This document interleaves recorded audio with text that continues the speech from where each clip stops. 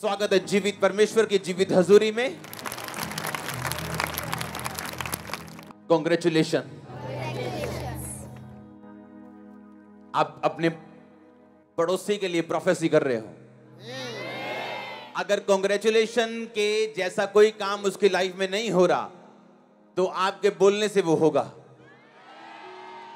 तो एडवांस में कॉन्ग्रेचुलेशन।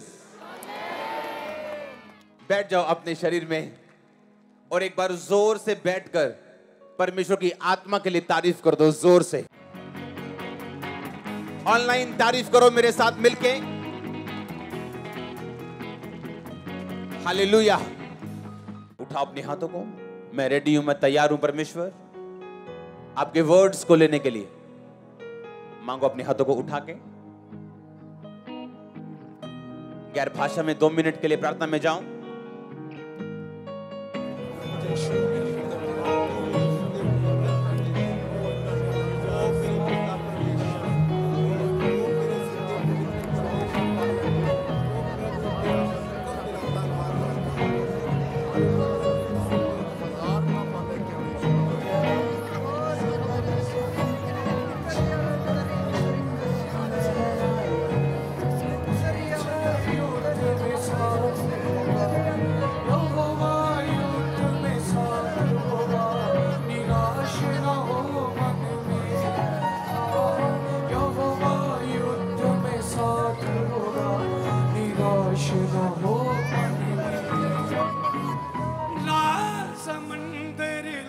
अपने हाथों को उठा के आज का वचन मेरे लिए हो जो मेरी जिंदगी को बदले, मुझे अगले लेवल पे लेके जाए। मांगो अपने हाथों को उठा के।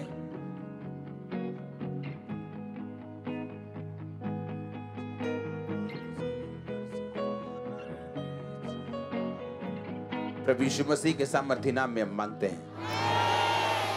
नीति वचन 14 उसकी 1 आयत को मैं पढ़ूंगा। मेरी प्रेयर है आज का वर्ड आपको नई रेवलेशन दे और आपको समझ दे, आप अपने घरानों को चला सकें। जो भी परमेश्वर ने आपके लिए सोचा, जो भी परमेश्वर ने आपके लिए रखा, आप वो कर सकें यीशु मसीह के नाम में। इसमें लिखा, हर बुद्धिमान स्त्री अपने घर को बनाती और हर मूढ़ स्त्री उसको अपने हाथों से ढा देती। फिर से मैं पढ़ता हूं, हर बुद्धिमान स्त्री अपने घर को बनाती और हर मूढ़ स्त्री अपने हाथों से उसे ढा देती। इसकी 4 आयत को मैं पढ़ूंगा, उसको एक्सप्लेन मैं बाद में करूंगा। जहां बैल नहीं वहां गौशाला स्वच्छ तो रहती है, परंतु बैल के बल से अनाज की बढ़ती होती। फिर 8 आयत को मैं पढ़ूंगा, चतुर की बुद्धि अपनी चाल का जानना है, परंतु मूर्खों की मूढ़ता छल करना है। इसी नीति वचन 1 बाब उसकी 1 आयत को मैं पढ़ूंगा।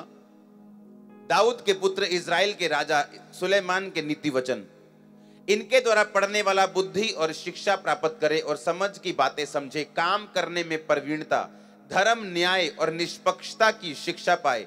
भोलों को चतुराई, जवान को ज्ञान और विवेक मिले। बुद्धिमान सुनकर अपनी विद्या बढ़ाए, समझदार बुद्धि का उपदेश पाए, जिससे वो नीति वचन और दृष्टांत को और बुद्धिमानों के वचन और उनके रहस्यों को समझ सके। इसमें लिखा कि अगर आप नीति वचन को पढ़ते हैं, अगर आप प्रोवर्ब्स को पढ़ते हैं, तो उसमें लिखा कि तुम बुद्धि और शिक्षा को प्राप्त करोगे जब तुम नीति वचन पढ़ोगे। नीति वचन बाइबल की पुस्तक है, भजन संहिता से आगे आती है। इसमें लिखा कि अगर तुम इसको पढ़ो तो तुम बुद्धि प्राप्त करोगे और शिक्षा प्राप्त करोगे। काम करने में प्रवीणता, धर्म, न्याय और निष्पक्षता की शिक्षा पाओगे जब तुम नीति वचन को पढ़ोगे। आज बड़े ध्यान से समझना मेरी बात को। लिखा, इनके द्वारा पढ़ने वाला बुद्धि और शिक्षा प्राप्त करे।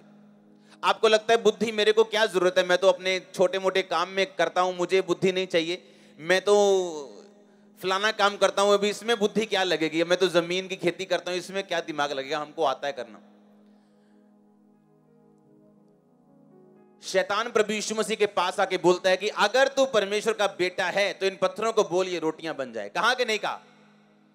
तो प्रभु यीशु मसीह ने ये नहीं कहा। शैतान थोड़े दिन पहले मेरे लिए आकाशवाणी हुई थी और मैं परमेश्वर का बेटा हूं, आकाशवाणी हुई थी, तो कैसे कह सकता है कि मैं परमेश्वर का बेटा नहीं हूं? परमेश्वर ने बहस ना करके ये कहा, शैतान लिखा है कि इंसान अकेली रोटी से ही नहीं परंतु परमेश्वर के मुख से निकले एक एक वचन से जीवित रहेगा। कहां लिखा है ये? हाँ, ये व्यवस्था विवरण में लिखा है। ये पुराने नियम के व्यवस्था विवरण की पुस्तक 8 बाब में ये बातें लिखी जो परमेश्वर ने उस टाइम शैतान को कही थी। और बाइबल कहती है शैतान उसके पास से चला गया जब परमेश्वर ने वचनों के बीच से उत्तर दिया। पौलुस एक जगह फंस गया और जब लोगों ने उस पे मुकदमा लगाया और उसको खड़ा कर दिया और उसको मारने की योजना बनाने लगे, तो पौलुस को यह बात मालूम थी कि 2 ग्रुप मेरे सामने हैं, एक सदूकियों का, एक फरीसियों का।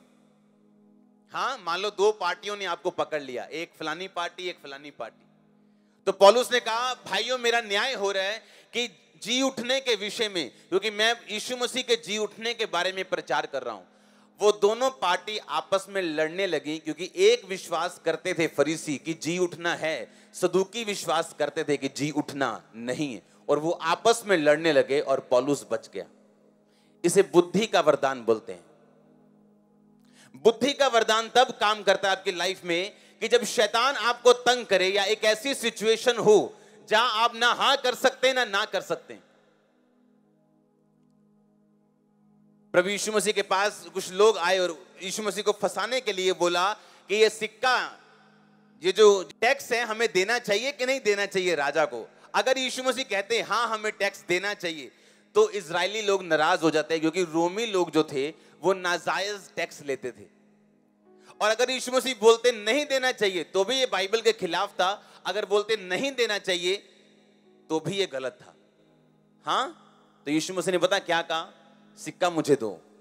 ये सिक्के पे मोहर किसकी है? कहते कैसर की। कहते जो कैसर का है वो, और जो परमेश्वर का है वो। कुछ ऐसी सिचुएशन है आपकी लाइफ में, अगर आप हाँ करोगे तो भी मरोगे, अगर ना करोगे तो भी मरोगे। वहां बुद्धि का वरदान काम करता है। इसलिए परमेश्वर के दास पौलुस ने कहा 1 कुरिन्थियों 14 में, अगर आप पढ़ते तो उसने कहा कि सबको लाभ पहुंचाने के लिए सबको वरदान दिए जाते हैं। चर्च में वरदान काम करते हैं, सब कलीसिया को प्रकाश, सब कलीसिया को लाभ, सब कलीसिया को फायदा देने के लिए। इसलिए किसी को उसी आत्मा के द्वारा बुद्धि की बातें, किसी को ज्ञान की बातें, किसी को चंगा करने के लिए, किसी को सामर्थ का वरदान, किसी को भविष्यवाणी का वरदान दिया जाता है। बुद्धि का वरदान उस व्यक्ति की लाइफ में काम करते हैं जिसको परमेश्वर के वचन की नॉलेज हो, क्योंकि बाइबल कहती है कि हर एक बुद्धिमान स्त्री अपने घर को बनाती है और मूर्ख अपने हाथों से उसे ढा देती। इसका मतलब अगर आपने अपने घर को बनाना है तो आपको बुद्धि चाहिए, आपको पैसा नहीं चाहिए, आपको चालाकियां चुस्तियां नहीं चाहिए, आपको बुद्धि चाहिए अपने घर को, अपने सिस्टम को, अपनी लाइफ को मेंटेन करने के लिए। उसमें लिखा है काम करने की प्रवीणता। कहता जब तुम ये नीति वचन, जब ये मेरा वर्ड तुम पढ़ोगे तो काम करने की प्रवीणता तुम में आएगी। इसका मतलब मैं आपको समझाता हूं, समझ आ रहा है कि नहीं? बुद्धि के वरदान के कारण पौलुस बचाया गया। बुद्धि के वरदान के कारण प्रभु यीशु मसीह शैतान से फतह पाई। बुद्धि के वरदान के कारण ही वो लोगों के बीच में फंसते नहीं थे। कितने मेरी बातों को समझ रहे हैं? इसमें लिखा कि अगर तुम वचन पे चलो, अगर तुम वचन अपने अंदर अपनाओ तो काम करने की प्रवीणता तुम में आएगी। याकूब के अंदर यह प्रवीणता थी, क्योंकि याकूब के मामा लाबान ने जब उसे भेड़ और बकरियां दी थी, लिखा वो गिनती में बढ़ गई थी, और वो इतनी बढ़ गई थी कि याकूब एक धनाढ्य, एक अमीर इंसान बन गया था। और जब याकूब बड़ा हुआ, उसके बच्चे पैदा हुए, और जब वो यूसुफ से ज्यादा प्यार करता था और बाकियों से कम प्यार करता था, रीजन क्या था? याकूब एक बात जानता था कि भेड़ और बकरियां, अगर मेरे पास 500 बकरियां हैं और 1000 भेड़ें हैं तो 3 महीने में वो कितनी हो जाएंगी उसको मालूम था। इनकी एवरेज ग्रोथ कितनी है, कि 10% साल में बढ़ेंगी या 50% साल में बढ़ेंगी, 1 महीने की 5% मुझे इनकम होगी, उसको सब मालूम था।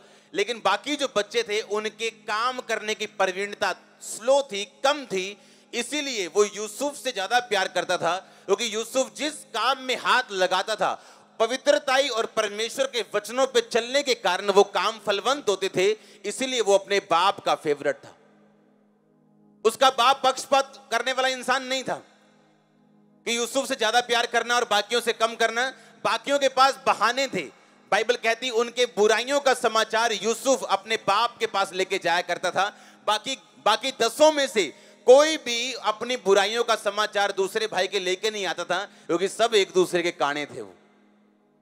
हाँ, किसी ने अपनी गर्लफ्रेंड छुपाई है, किसी ने अपनी चोरी छुपाई है, किसी ने अपनी फलानी चीज छुपाई है। एक दूसरे के काने थे। कोई बाप के पास जाता नहीं था कि इसने ये किया। मालूम है अगर मैं इसकी पोल खोलूंगा तो ये मेरी पोल खोलेगा।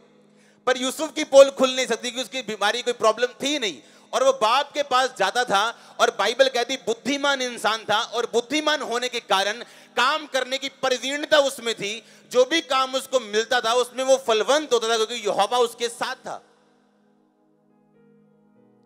आमीन। कई लोग ऐसे होते हैं, आप उनको जिस मर्जी डिपार्टमेंट में डाल दो वो आपका भट्टा गुल कर देंगे। आप माथे पे हाथ मारोगे, भाई इसको कहां कहां फिट करूं, और एंड में आपको निकालने पड़ेंगे ऐसे लोग।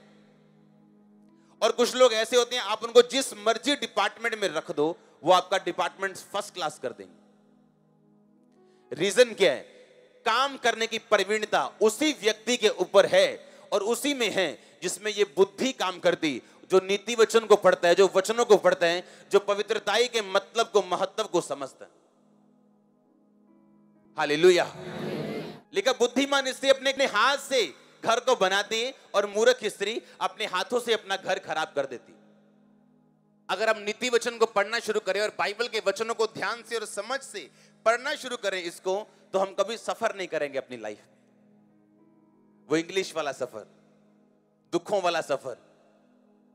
लिखा जहां बैल नहीं वहां गौशाला निर्मल तो रहती, पर बैल के बल से अनाज की बढ़ती होती। आज किसी बंदे को यहां पे किसी को बोल दो, अच्छा आप कहां रहते हो? मैं जी फलाने पिंड च रहना जी, पर मेरे पास खाने के लिए पैसा नहीं है, पहनने के लिए कपड़ा नहीं है, मैं बहुत तंग हूं, आज किराया भी पकड़ के आया हूं चर्च पे। अच्छा गांव में रहते हो आप? हाँ। अच्छा आप एक पशु रख लो, एक गाय रख लो, एक भैंस रख लो। हाँ नहीं जी, पशु कितने सांभे जानते साडे को। आप समझ रहे कि नहीं? लिखा बैल से, आपकी बैल ना होने से गौशाला निर्मल तो रहती है, पर अगर बैल हो तो अनाज की बढ़ती होती। भूखे मर जाएंगे लोग, काम नहीं करेंगे अपने हाथों से। अगर आप गांव में रहते हो अलग फायदे हैं उसके, अगर आप शहर में रहते हो उसके अलग फायदे हैं। और नीति वचन कहता कि अगर बैल नहीं है, तुम्हारा घर तो साफ सुथरा रहेगा, गौशाला साफ सुथरी तो रहेगी, पर अगर बैल रहेगा तो अनाज की बढ़ती भी होगी। अगर 2-4 काम करोगे तो थक तो जाओगे, थोड़ा गंदगी डर जाएगी घर में, थोड़ा प्रॉब्लम तो होगी, पर कहता अनाज की बढ़ती भी होगी, तुम भूखे नहीं मरोगे। बताओ एक भी जन जिसने ओलंपिक का पदक जीता हो, जिसने अपनी लाइफ में कोई मुकाम हासिल किया हो, और बताओ उसको, और वो एक भी जन भी अगर बता दे कि मैंने कंफर्टेबली सब कुछ हासिल कर लिया, एक भी आपको ऐसा नहीं मिलेगा। अपने कंफर्ट से बाहर जाके आप अपनी लाइफ को बनाते हो। अपने कंफर्ट जोन से बाहर निकल के आप अपनी लाइफ को खड़ा करते हो। वो चाहे प्रेयर लाइफ हो, चाहे बिजनेस लाइफ हो, चाहे मिनिस्ट्री हो, चाहे आपकी स्पिरिचुअल लाइफ हो, अपने कंफर्ट जोन के अंदर रह के आप पदक नहीं जीत सकते। हालेलुया। ये तो एक वचन मैंने आपको दिया सिर्फ।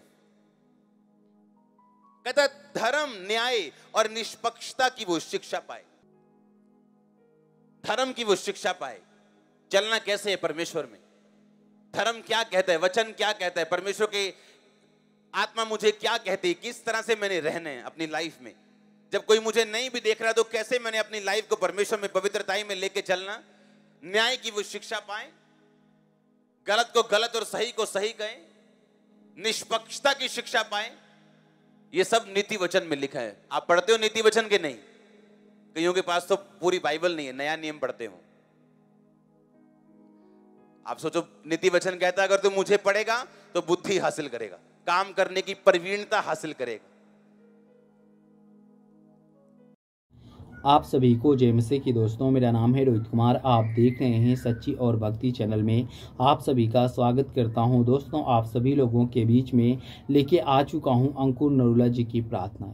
दोस्तों, आपने अंकुर नरूला जी की प्रार्थनाएं तो देखी होगी, क्योंकि उनकी प्रार्थनाएं हमारे जीवन के लिए बहुत ही इम्पोर्टेंट है। क्योंकि मेरे प्यों, उनकी प्रार्थनाएं सुनकर के आज लाखों लोगों ने अपने जीवन को आज़ाद किया है। वो प्रभु के एक दास हैं और प्रभु के वचन के तहत आज वो अपने जीवन को व्यतीत करते हैं और दोस्तों बहुत सारी समस्याओं से हमें आज़ाद करते हैं। क्योंकि आज बहुत से ऐसे लोग हैं जो आज अपने जीवन में हमेशा परेशानियों से जूझते रहते हैं, हमेशा परेशानियों से ग्रसित रहते हैं। लेकिन मेरे प्रियो, प्रभु कहता है कि जब आप विश्वास करोगे और प्रभु के वचन के तहत अपने जीवन को व्यतीत करोगे तो परमेश्वर आपको बहुत सारी समस्याओं से और बहुत सारी दिक्कतों से आज़ाद करेगा। तो जितने मेरे मसीह भाई बहन हैं, आप सभी लोगों से कहना चाहता हूँ, आप लोग इस प्रार्थना को फुल वॉच करो और प्रभु आपको बहुत सारी समस्याओं से आज़ाद कर देगा। तो यहाँ पे परमेश्वर का वचन कहता है, आज मैं प्रार्थना करने वाला हूँ चंगाई के बारे में। प्रभु आज आपको बहुत सारी चंगाई देगा और बहुत सारी समस्याओं से आपको बचाएगा। आज आपके जीवन में जितनी भी समस्याएं हैं, जितनी भी मुसीबतें हैं, जितनी भी दिक्कतें हैं, जितनी भी प्रॉब्लमें हैं, वो सर्वशक्तिमान आज आपके जीवन से दूर करने जा रहा है। तो चलिए दोस्तों, सबसे पहले वचन की ओर चलते हैं। यहाँ पे लिखा हुआ है, यूहन्ना की पुस्तक अध्याय 11 से 6 में लिखा हुआ है, पढ़ते हैं। सो जब उसने सुना कि वह बीमार है तो जिस स्थान पर वह था वहां 2 दिन और ठहर गया। यानी कि यहाँ पे प्रभु का वचन कहता है, किसके बारे में बताया जा रहा है बाइबल के थ्रू, किसके द्वारा उदाहरण लिया गया है, मैं आप सभी लोगों को विस्तार से बताने की कोशिश करता हूँ। क्योंकि मेरे प्रियो, यहाँ पे प्रभु का वचन कहता है, सो जब उसने सुना, कौन सुना? यीशु मसीह ने सुना। यीशु मसीह ने सुना कि लाजर बीमार है और लाजर बीमार है, तब यीशु मसीह उसी स्थान पर 2 दिन और टिक गए, 2 दिन और रुक गए और ठहर गए। तब परमेश्वर ने कहा कि फिर इसके बाद उसके चेले ने उससे कहा कि आओ फिर यहूदियों को चले, यहूदियों के पास चले। तब वो यहूदियों के पास गए। फिर परमेश्वर ने कहा, यीशु ने उत्तर दिया कि क्या दिन के 12 घंटे नहीं होते हैं? तो यदि कोई दिन को चेले तो ठोकर नहीं खाता। यहाँ पे परमेश्वर का वचन कहता है, यदि कोई दिन को चले तो कभी भी ठोकर नहीं खाता है, क्योंकि जगत का उजाला उसे दिखता है। लेकिन मेरे प्रियो, परंतु अगर हम रात को चलते हैं तो हमारे पैरों में ठोकर लग जाती है और हम घायल हो जाते हैं। तो उसी प्रकार यहाँ पे परमेश्वर का वचन कहता है, उसने ये बातें कही कि और उसके बाद उसने कहने लगे कि हमारा मित्र लाजर सो गया, परंतु मैं उसे जगाने जाता हूँ। यहाँ पे प्रभु का वचन कहता है, जब उनको पता चला, जब लाजर के घर यीशु मसीह गए थे, तब लाजर की मृत्यु हो गई थी। यानी कि लाजर परमानेंट सो चुका था। लेकिन वहां पर जब लाजर को जहां पे दफनाया गया था, यीशु मसीह वहां पर गए और वहां पर जाने के बाद लाजर को 3 बार आवाज दिया कि हे लाजर उठ। लाजर बाहर निकल के आया, जो कि लोग वहां पर लाजर को एक पत्थर से, एक गुफा के नीचे उसको दफनाया गया था और उसके आगे वहां पर एक बहुत बड़ा पत्थर लगा दिया गया था। लेकिन मेरे प्रियो, ये सोचने वाली बात है कि जब लाजर को आवाज दिया यीशु मसीह ने, तो वो तुरंत ही उठकर आ गया जैसे एक जिंदा इंसान। और दोस्तों, वहां पर जितने भी लोग देख रहे थे, सभी लोग इस बात को देखकर हैरान हो गए। और यहाँ पे परमेश्वर का वचन कहता है, तब चेलों ने उनसे कहा कि हे प्रभु, यदि वह सो गया है तो बच जाएगा। यहाँ पे प्रभु ने उसको जवाब दिया, यीशु ने तो उसकी मृत्यु के विषय में कहा था कि परंतु वो समझे कि उसने नींद से सो जाने की विषय में कहा था। यानी कि प्रभु ने जब इस बात को कहा तब उन्होंने इस बात को बताया था। लेकिन जितने मेरे मसीह भाई बहन हैं, सभी लोगों से कहना चाहता हूं कि जब लाजर मरा हुआ इंसान जीवित हो सकता है, क्या हमारे जीवन से बीमारी नहीं दूर हो सकती है? हो सकती है मेरे प्रियो। हमें इसीलिए विश्वास रखना और प्रभु के वचन के तहत अपने जीवन को व्यतीत करना बहुत जरूरी है। तो जितने मेरे मसीह भाई बहन हैं, आप सभी को जय मसीह की दोस्तों। God bless you all of you. आमीन। नेक्स्ट वीडियो मिलता हूं दोस्तों।